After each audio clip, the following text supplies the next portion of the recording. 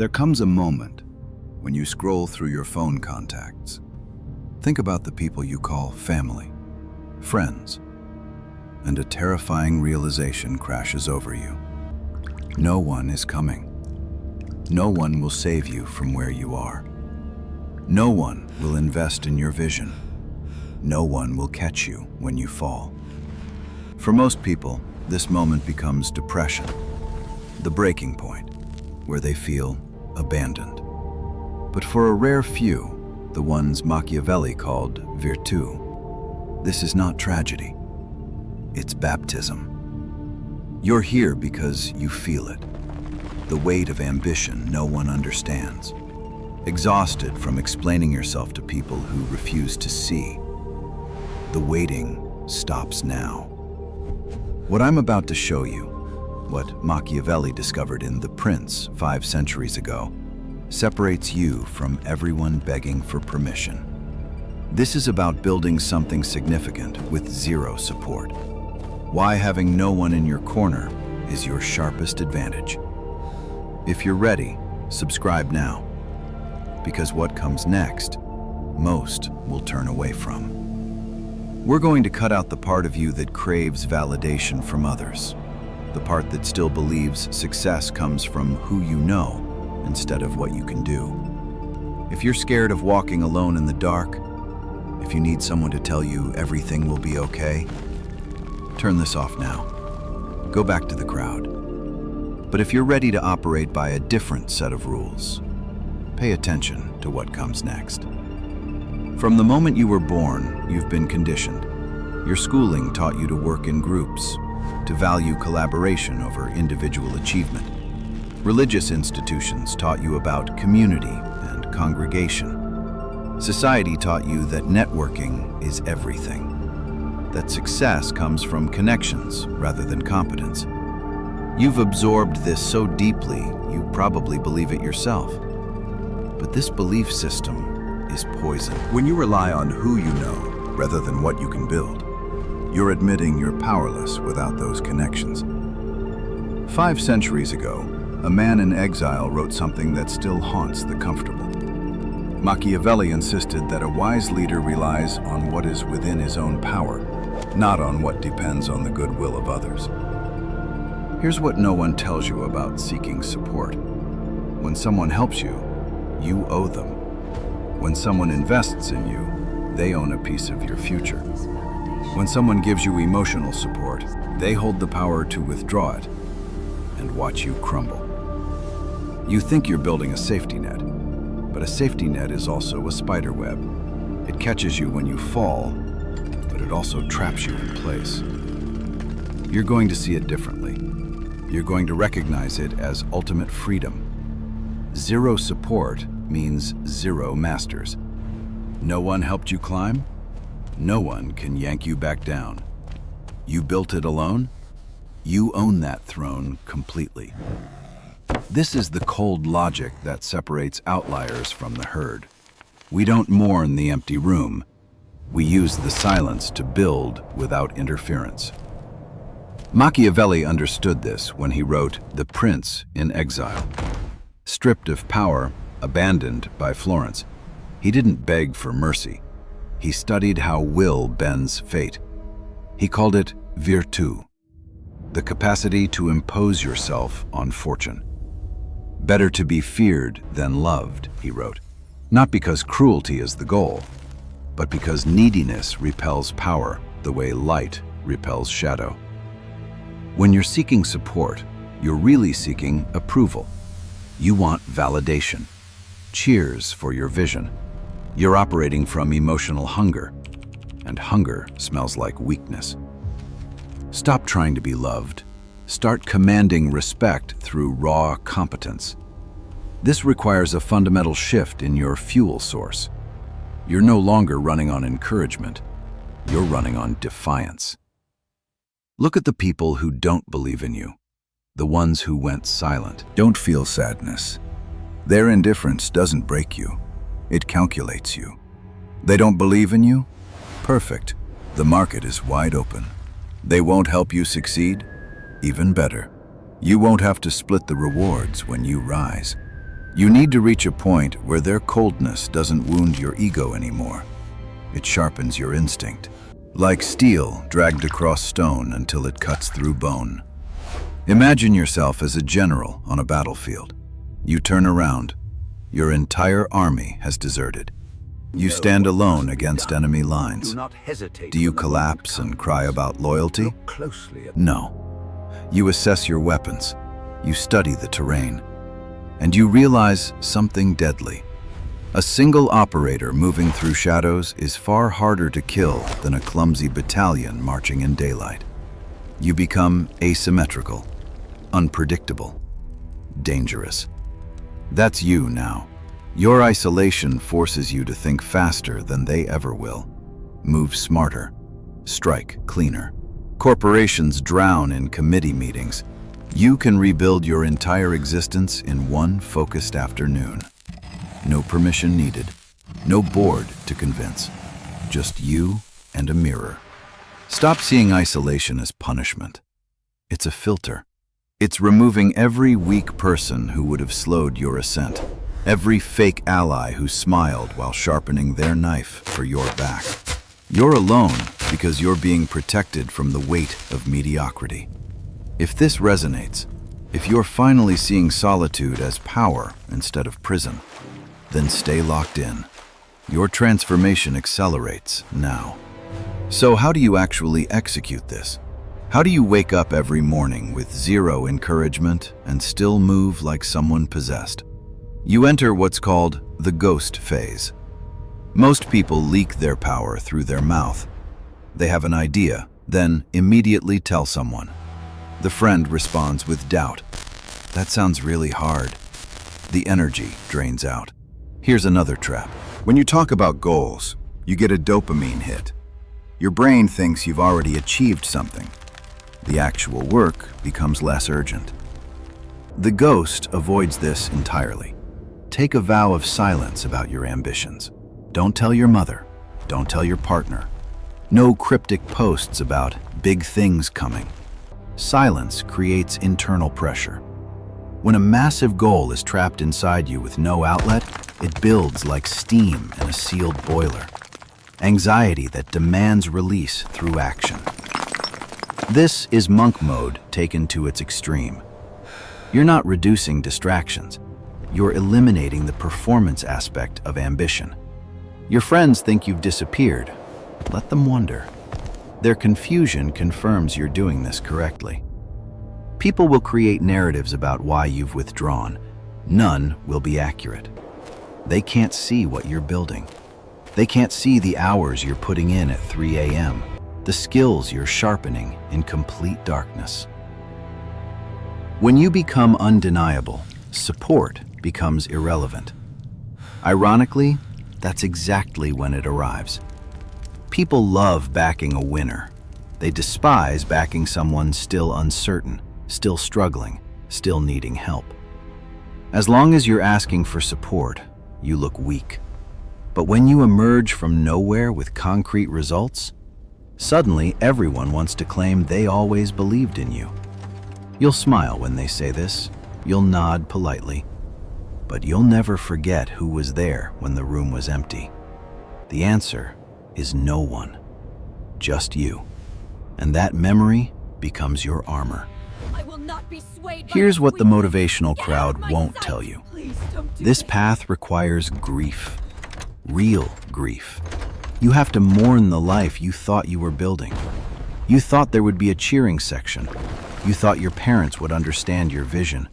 You thought family meant unconditional support. You thought wrong. The phantom support you imagined, it's been anchoring you to a version of reality that never existed. Grief isn't weakness. It's the surgical removal of illusions that keep you hostage. But what comes after you've buried those expectations?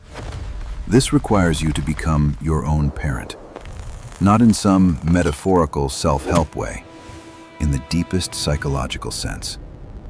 You wake up each morning, look in the mirror, and be the father figure you never had. You look at your empty bank account and be the provider you needed but didn't receive. You look at your swirling emotions and be the therapist who guides you through them without sympathy. This is brutal work. The kind of internal labor most people avoid their entire lives. You're going to talk to yourself, literally out loud if necessary. Get up. We have work to do today. Stop crying about how hard this is. No one cares about your tears. Focus your mind. This is the only way out. You'll develop what feels like a split personality. There's the version of you that's tired, emotional, weak, ready to quit. Then there's the commander version, the one who drags that weakling through the mud and forces him to execute. The commander doesn't negotiate with the victim. He doesn't comfort the child. He issues orders, and the weak version obeys. Because deep down, even your weakest self knows the truth. That voice isn't cruel. It's the only thing standing between you and complete collapse. The weakling inside you dies. Only the commander remains. This is what Machiavelli understood in 1513, writing from exile after Florence collapsed. In The Prince, he described virtu, not virtue, but the capacity to impose your will on fate itself. The fox when cunning is required. The lion when force is necessary. You must be cruel to yourself now, so you can be kind to yourself later. Deny comfort today, rule tomorrow. Here's the gift no one tells you about. Zero support means zero cushion. The feedback loop is immediate and brutal. If you sleep until noon, no one wakes you. If you don't work, you don't eat. The concrete hits hard when you fall. You learn fast. You adapt. You become what Taleb calls anti-fragile. Not just resilient, but something that actually grows stronger from chaos and stress. Most people tell themselves a victim story. I couldn't start because I didn't have funding. I couldn't succeed because I didn't have connections. Those are the words of someone who gave away all their power. You're going to tell yourself a different story, an origin story, not of a hero, but of someone who refused to accept defeat. You become motivated by the rejection, by the dismissal. This is power psychology in its rawest form, converting the energy that destroys most people into fuel. You're not the person who failed because no one helped. You're the person who succeeded because no one interfered. Not abandoned, freed. Take every rejection you've ever received, every unanswered text, every smirk when you shared your vision, every moment they doubted you. Take it all, place it in a furnace. They didn't support you? Good, that's fuel. They laughed at your ideas? Perfect. That's proof you're ahead. They excluded you? Excellent. You owe them nothing when you rise. This isn't about bitterness. Bitterness poisons you from the inside. This is about weaponization. You're taking that rejection and directing it towards something they'll never build themselves. Anger burns cleaner than sadness. Sadness makes you heavy, makes you want to quit. Anger makes you move, makes you build proof without saying a word. Machiavelli understood this. Most people obey immediate needs: comfort, safety, approval. They couldn't support your vision because they operate on a different frequency entirely. You're complex. You sacrifice comfort now for power later. Stop translating your vision into their language. Build the tower so high they have to look up just to see the foundation. When you succeed with zero support, the victory is pure. There's no one to thank but yourself. Most people are isolated by accident. You must isolate by design. Cut the cords that... So, stop paying that tax. Sit in your room. let the silence press in. At first, it will scream at you. You're a loser. You have no friends. Everyone else is out there living and you're just alone. Let it scream. Those voices aren't yours. They're echoes from a teacher who made you feel small, from media that sold you a lie about what life should look like. Old programming still running in your mind. When the noise finally stops, you'll hear something else. A quiet hum. Your intuition speaking without interference for the first time. Here's the cold math nobody wants to say out loud. Collaborations fail at a catastrophic rate. Partnerships dissolve. Marriages end. The statistics are overwhelmingly against you. Every time you add another human to your success equation, you multiply the risk exponentially. People get bored. They get jealous. They change their minds. If your plan depends on someone else behaving consistently over time, your plan has a fatal flaw. Machiavelli warned princes about auxiliary forces, armies borrowed from other leaders. If they lose, you're defeated.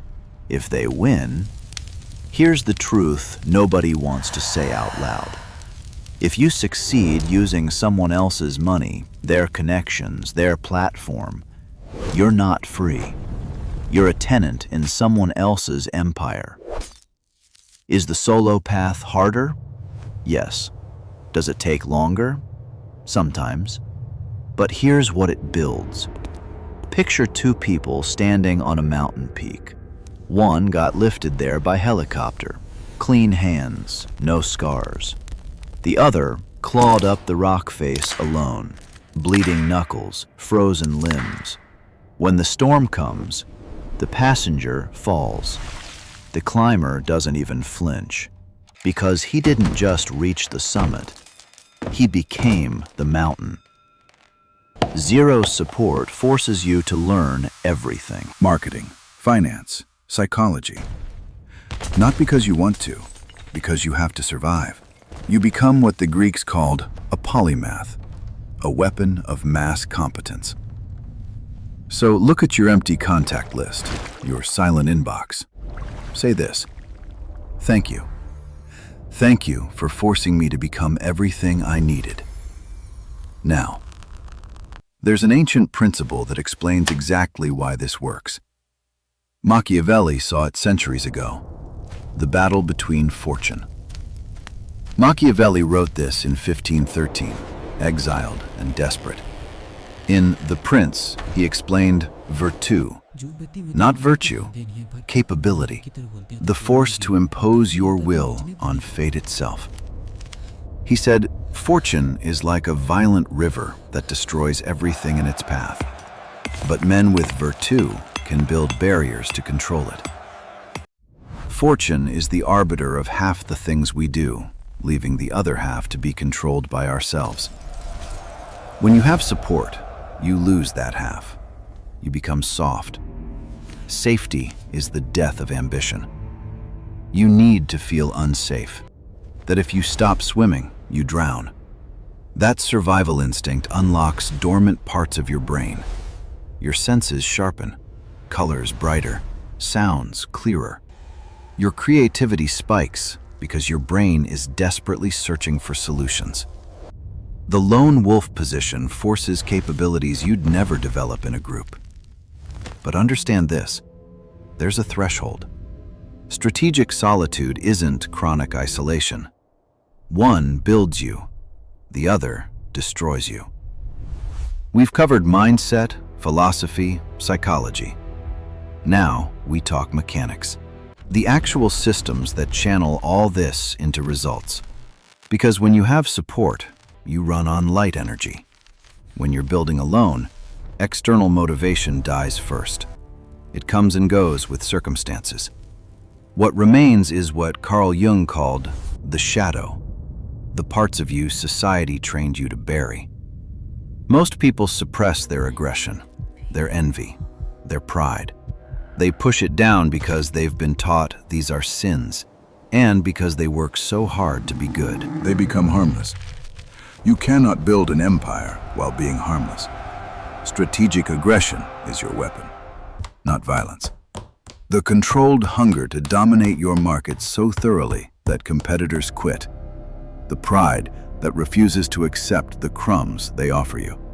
The envy that looks at someone else's success and thinks, I will have that, and I will outwork them to get it. Jung called this shadow integration. Not suppression, not denial. Weaponization. Think of a rocket launching. It doesn't fly on good intentions. It flies because of a controlled explosion at its core. Your shadow is that explosion. When it's 11 p.m. and inspiration has abandoned you, spite will stay.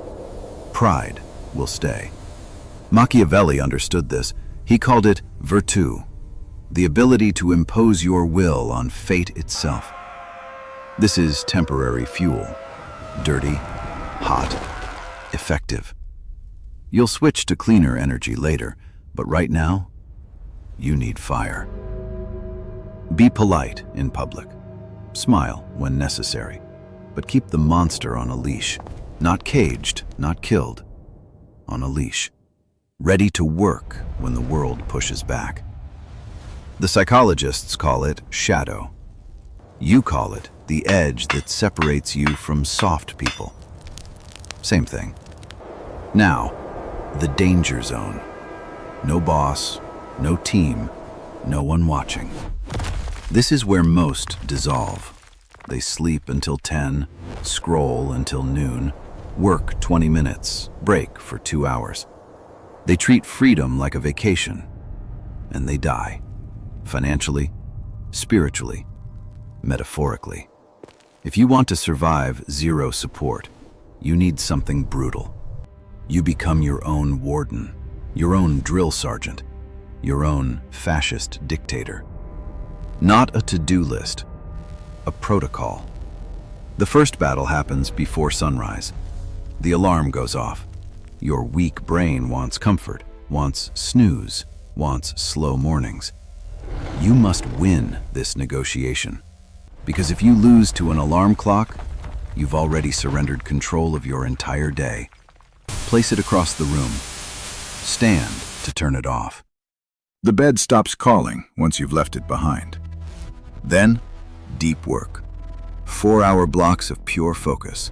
Phone off, door locked, unreachable. This is your asymmetric advantage.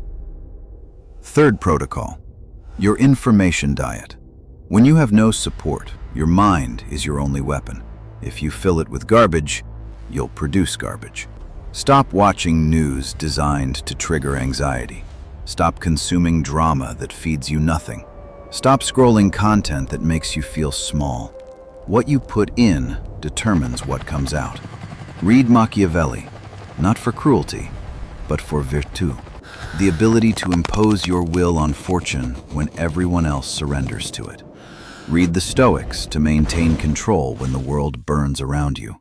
Read biographies of people who built empires from nothing. Study greatness to become great. Fourth protocol, the evening review. Every night, you stand in front of the mirror and ask one question. Did I move forward today, or did I just make noise? You have no boss to audit you. You must become your own, and you must be merciless. If you failed today, admit it. No excuses, no blaming circumstances, just truth. Most people lie to themselves about their progress. They confuse motion with direction. You cannot afford this luxury. You're operating without a net. If you're not moving forward, you're dying. This structure creates a container for chaos.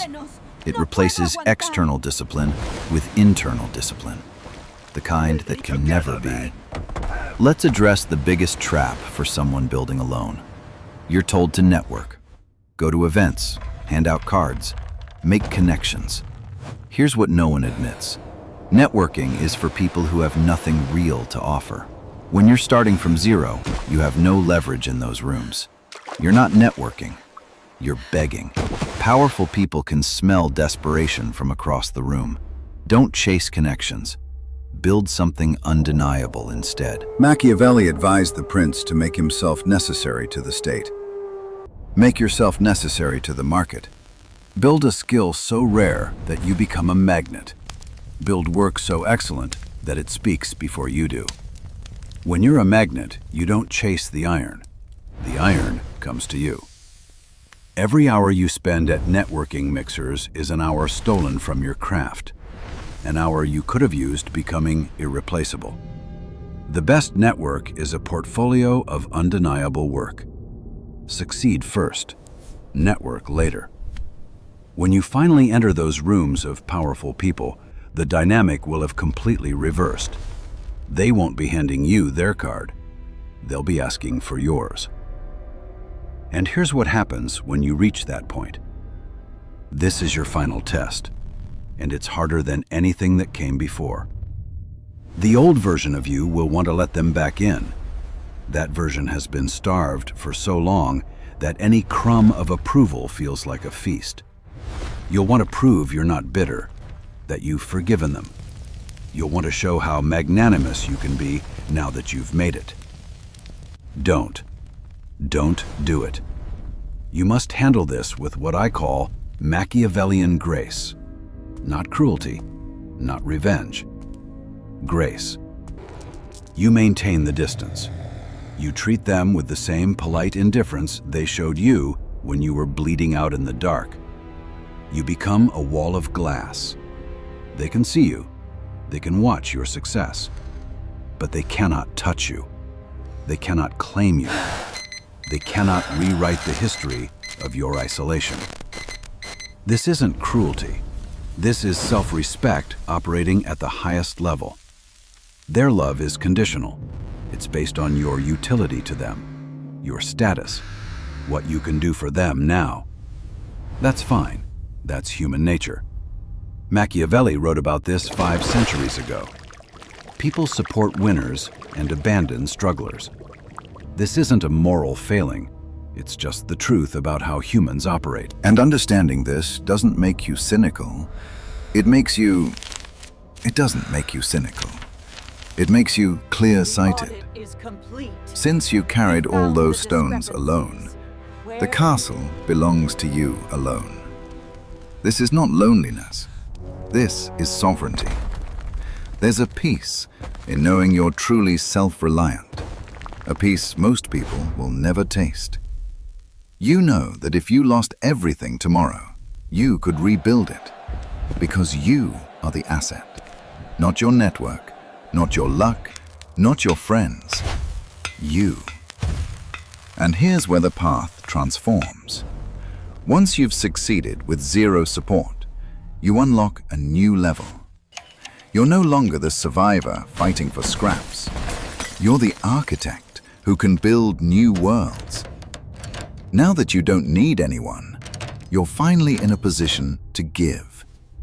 You can become the person you wish had existed when you were struggling. Take me back. The one who sees the young and hungry, about to give up and says, "Keep going. I see what you're building." But you do it strategically. You only invest in people who show the spark, who prove they'll do the work. And you never forget where you came from. Never forget the cold nights when no one believed in you except yourself. Keep that darkness in your heart as an anchor. Let it ground you when the world throws flowers at your feet. I can feel your brain trying to reject this. This is too hard, it whispers. I need people. Humans are social animals. That's your biology talking, begging you back into the herd where it feels safe. The sheep feels safe in the flock. Get him up there. The wolf He's gonna is fall. safe because he is Get down dangerous. here, you fool. Which one are you? This path is not for everyone. It's for the outlier who's willing to be misunderstood, to be alone, to look like a failure for years so you can become legend forever. Most people will close this video Who and does she text a think friend. she is? Seek that microdose of sympathy. Feel better for 10 minutes, and nothing changes. But you're still here. That empty chair next to you? It's not a vacancy. It's a throne waiting for you to grow large enough to claim it. This is what Machiavelli wrote of in The Prince, 1513. Virtù. Not moral virtue, but the power to bend fortune to your will. Yes, the research warns that isolation damages health, but there's a difference between loneliness and strategic solitude. You felt the weight of trying to succeed with people who don't understand. You felt the frustration of waiting for support that never arrives. You felt the realization, no one is coming. That realization is not tragedy, it's your invitation to real power. The choice is yours. Seek validation from a world that will never give enough, or accept the baptism of isolation and emerge as something they cannot control. You can become the architect of. This is how you succeed with zero support. Not by finding some workaround, not by hunting for a shortcut, but by becoming someone who doesn't need support in the first place. By becoming so capable, so self-reliant, so undeniable, that support becomes irrelevant. When you reach that point, when you've built something significant entirely alone, you'll understand what I mean. The victory won't just be sweet, it will be pure, it will be yours, and no one will ever be able to take it away from you. Not the people who doubted you, not the ones who abandoned you when it mattered most, not even the ones who come crawling back claiming they always believed. Because you'll carry something they can never touch. A sovereignty forged in isolation. A strength earned in silence. A victory no one else can claim credit for. So here's my question for you. When you finally stand on the other side of this, when you've built your empire alone, what will you do with that power? This is Inner Compass.